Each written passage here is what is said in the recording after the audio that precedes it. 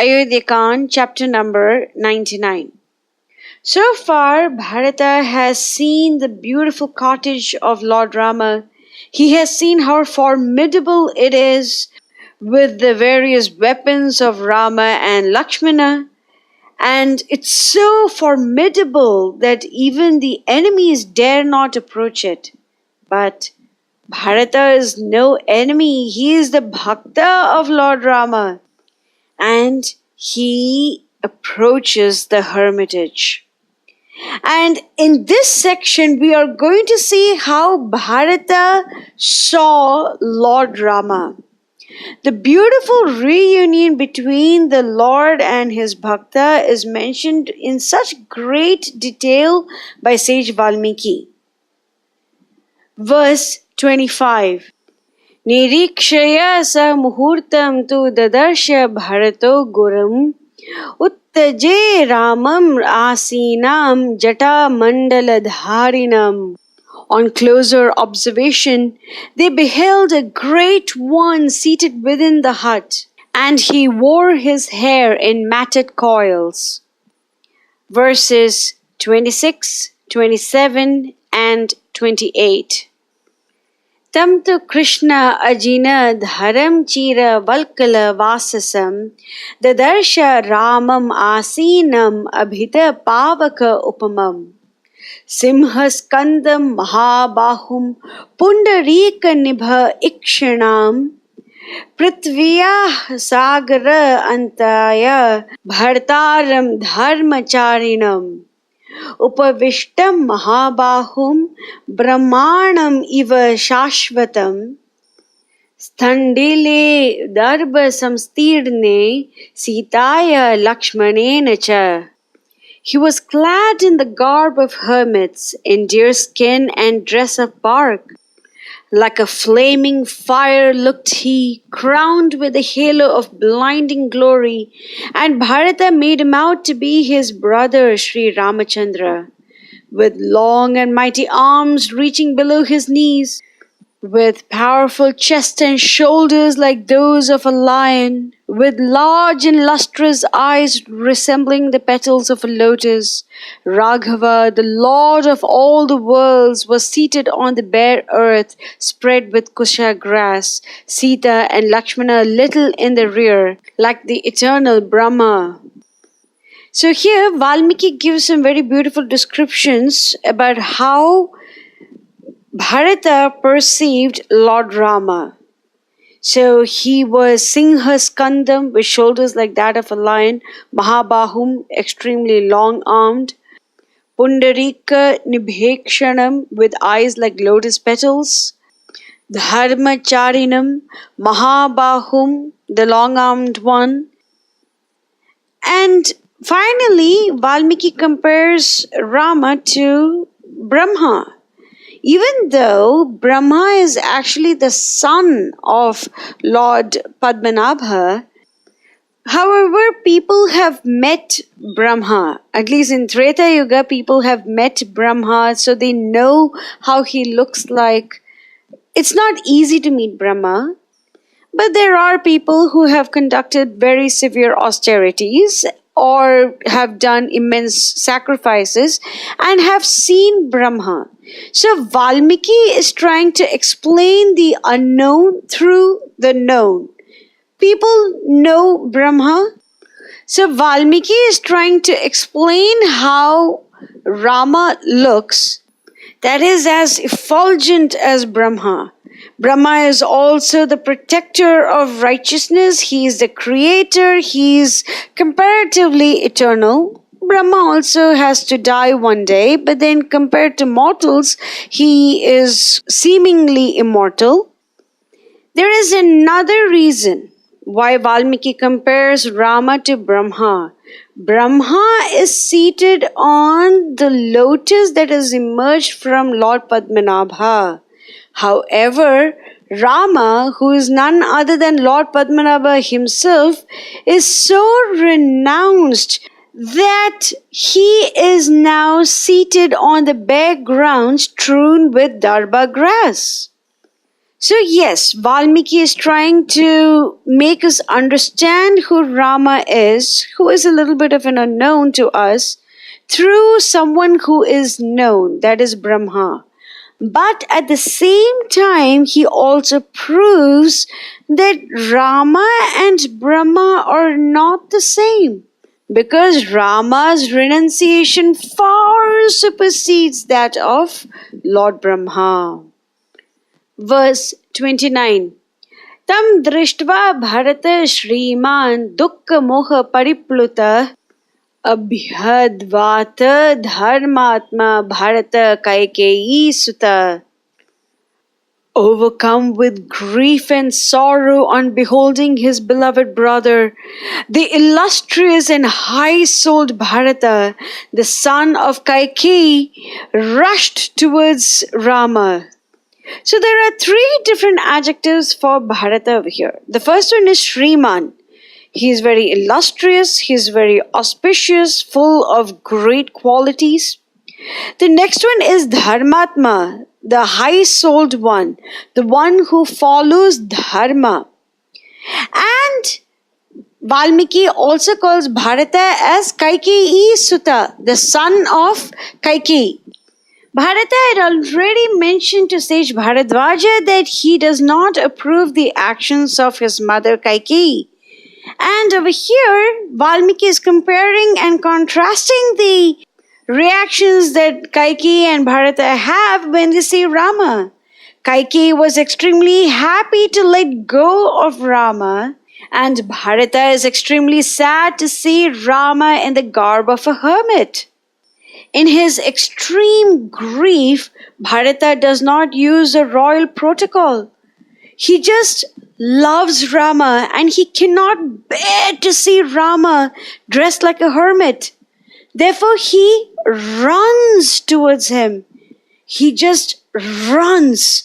And Valmiki uses the term abhyadavata, that is rushing towards the Lord. The usual royal protocol is that you wait for the king to summon you, and then you go in front of him, you bow down, you announce your name. We saw all that in the first chapters of Ayodhya Kand.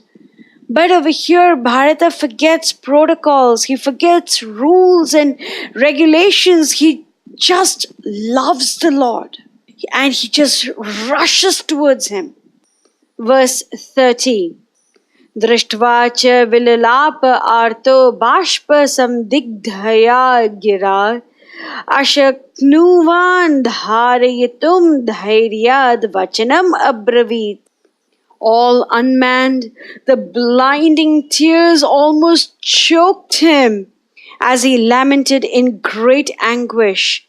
And Bharata said, verse 31, Yah samsadi prakritiber bhaved yukta upasitam vanyair mrigair upasina so ayam aste mama agrajaha. Alas, that I should live to see the wild beasts of the forest pay court to my beloved older brother, whose feet the citizens of Ayodhya contended to have the honor of touching in the hall of audience. Verse 32. Vasubhir bahu sahasrair yo mahatma pura uchchita mriga ajine so ayam iha praveste dharmam acharan. Woe is me when the Lord of wealth, clad in priceless garments, covers his limbs with deer skin at the call of dharma. Verse 33. Adharayad yo vividha chitra sumanasah tada so ayam jata bharam imam sahate raghava katham. Ah me, that the lovely locks ever crowned with bright and fragrant flowers should be coiled in dust and dirt. Verse 34. Yasya yajñer yatha adishther yukto dharmasya sanchaya sharira klesha sambhutam sadharmam parimargate. that Rama, who in accordance with tradition deserves accreditation of religious merit through sacrifices, now seeks it through the mortification of his body. Verse 35. Chandanena maha arhayena yasya angam upasevitam malena tasya angam idam katham aryasya sevayate. What terrible sin have I committed that my eyes should behold dust and dirt cake his limbs, while erstwhile was smeared with rare and priceless sandal paste? Verse 36. Man nimittam idam dukkham prapto Rama sukha uchita dhigjivitam nrisham sasya mama loka vigarhitam. Ramachandra, formed to enjoy every luxury and comfort, has been forced to undergo all this trouble and misery. Fie upon this wretched life of mine that the meanest in the world regards as below contempt. Far better that I were dead and forgotten. So, Valmiki has recorded some very beautiful ways in which Bharata laments. Bharata talks about Rama's hair. He talks about Rama's dress. He talks about Rama's sandalwood paste, something like an ointment on his body. He talks about how people used to bow down to him in reverence and now the beasts are doing so. Bharata and King Dasharatha have very similar ways in which they lament for Lord Rama. Neither of them question whether Rama is capable of surviving in the wilderness because they know Rama's awesome power, his awesome potency, and the way he can protect anybody in this entire universe. They are worried about Rama's comforts. They are worried how Rama, who's so used to such luxury, can survive in the wilderness where there isn't any luxury. They are not in the least concerned about whether Rama can protect himself in the forest. This is a very important point to note. Dasharatha died thinking about Rama and how Rama is now in the forest using a stone as his pillow. Bharata too laments in that very same fashion. But he doesn't die, as we very well know, because he has other duties to perform. And at the end of Rama Avatar, when Rama goes back to the spiritual Ayodhya Dham, Bharata and Shatrughna too go along with him because they become the Lord Narayana form and they go back. But Bharata does not die out of that grief. Dasharatha dies. But the way in which Bharata and Dasharatha lament for Lord Rama is very similar. Verse 37. Iti evam vilapan dina prasvinna mukha pankaja padav aprapya ramasya papata bharato rudhan. Perspiration bedewed his lotus-like countenance. Bharata, so sobbing and wailing out of a broken heart, rushed forward to grasp the feet of Rama, but blinded by his tears, he groped wildly and fell down in a faint. Verse 38. Dukha abhitapto bharato rajaputro mahabalaha uktva arya iti sakre deenam punarna uvacha kinchana. He was just able to cry out, "Brother," and no more. This was the grief of the highly valiant Prince Bharata. Verse 39. Bashpa apihita kantha cha prekshya Ramam yashasvinam arya iti eva abhisam krushya vyahartum na ashakat tatha. Crying at the top of his voice, "O noble one!" Only on seeing the illustrious Rama, Bharata was unable to speak further, his throat choked with tears. So Valmiki has repeated the verse 38 and 39, both of them saying that Bharata could not speak anything out. So why did Valmiki repeat the same verse in a different style? It's because he wants to place emphasis on the fact that Lord Rama in the garb of a hermit was enough to put Bharata into a stranglehold of grief. Verse 40.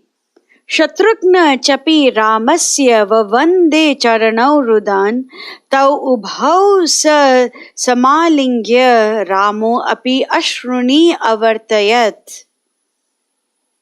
Shatrughna, more master of himself, clasped the feet of Rama, voicing forth the grief that tore at his heart. Ramachandra raised them up, clasped them to his heart, and for all his iron fortitude was unable to keep back the burning tears. So, when the Lord sees the genuine affection of his true devotees, he is also moved. This is the whole point. The Lord is not an unfeeling person. The Lord has a lot of feelings. And he specifically mirrors the feelings of his true devotees. In Bhagavad Gita 4:11, Lord Krishna says, Ye yatha mam prapadyante tams tathaiva bhajamyaham mama vartamanu vartante manushya partha sarvashaha. All of them, as they surrender unto me, I reward accordingly. Everyone follows my path in all respects, O son of Pritha. And one of the lines of the purport, it is said, Krishna is the object of everyone's realization, and thus anyone and everyone is satisfied according to one's desire to have him. In the transcendental world also, Krishna reciprocates with his pure devotees in the transcendental attitude, just as the devotee wants him.